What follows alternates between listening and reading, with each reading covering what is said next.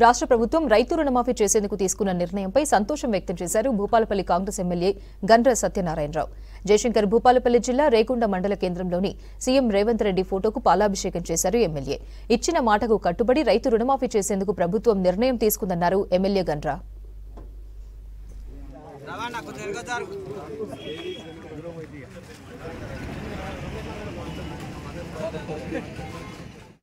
రైతులకు రుణమాఫీ 2 లక్షలు చేస్తామని చెప్పిన మాట సందర్భంగా 2 లక్షల రుణమాఫీ గత ప్రభుత్వం 7 లక్షల కోట్ల అప్పు చేసిన మిగులు రాష్ట్రాన్ని ఈ రోజు రాష్ట్రము ఇబ్బందుల్లో ఉన్న రైతులకు ఇచ్చిన మాట అమలు చేయాలని 2 లక్షల రుణమాఫీ ఆగస్టు 15 లోపు చేయబోతున్నాం.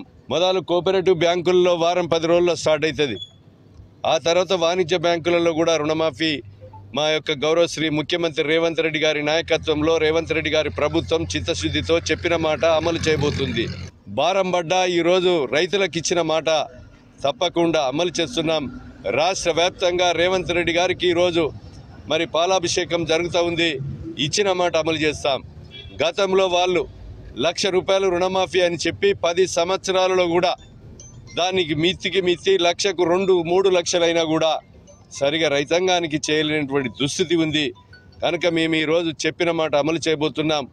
రాబోయేటువంటి రోజుల్లో ఏ మాట అయితే చెప్పినామో ఆ మాటలన్నీ కూడా చిత్తశుద్ధితో ఒక స్వతంత్రం తెచ్చిన పార్టీగా, తెలంగాణ రాష్ట్రం ఇచ్చిన పార్టీగా రేవంత్ రెడ్డి గారి నాయకత్వంలో ప్రజల పక్షాన రైతుల పక్షాన ఈరోజు నిలబడుతుందని సందర్భంగా